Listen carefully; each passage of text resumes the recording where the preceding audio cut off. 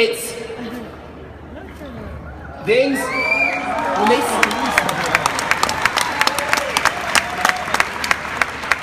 the things that my mom and dad, they were told, like, they would never have that normal life growing up, right? And I am so glad and so grateful that they didn't buy into that. They didn't believe that because it wasn't true.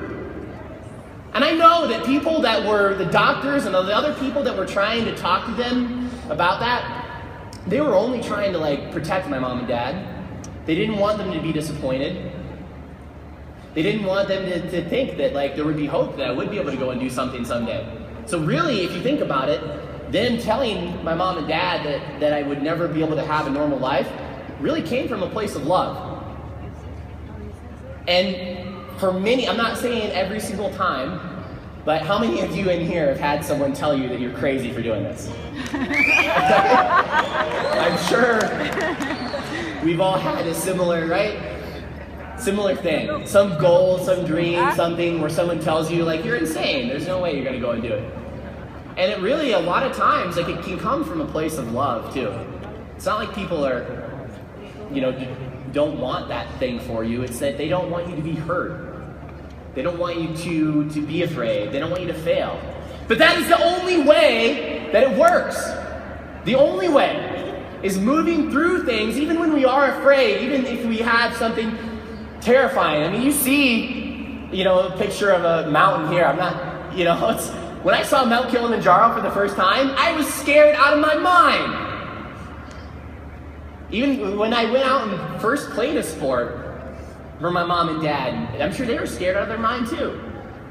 The first 100 speeches I stood on stage and gave, I was scared out of my mind. A lot of my life has been feeling fear and doing it anyway. Because being afraid and being stopped, those are like two totally different things. We can be afraid and we can go and do it anyway. We can be afraid, we can go and move and act and go and do things. Who knows what we could go and do to be possible? Thankfully, as a kid, my mom and dad, even when they were like afraid of stuff, they would let me try things. My first sport that I played was American football. And, you can imagine, I came to the tryouts, and my mom, she just called the coach. And she said, my son has a disability, and he wants to play football.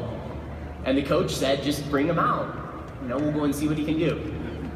And so they told me to line up with all the other kids, down in all fours, right? So to go and do a 40-yard dash, so a sprint, to go and do a timed sprint.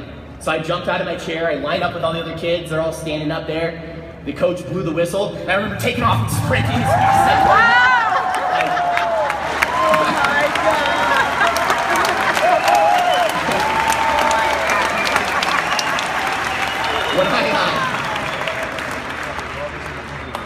So the very first practice, my coach told me to go and line up as a nose guard, so defensive line. So in American football, you have the offense and the defense. The offense, you have the person carrying the ball. My job, I was down on all fours. My job was to tackle the person with the ball. So I had my helmet on. I would take my helmet and I would smash it into their legs as hard as I could.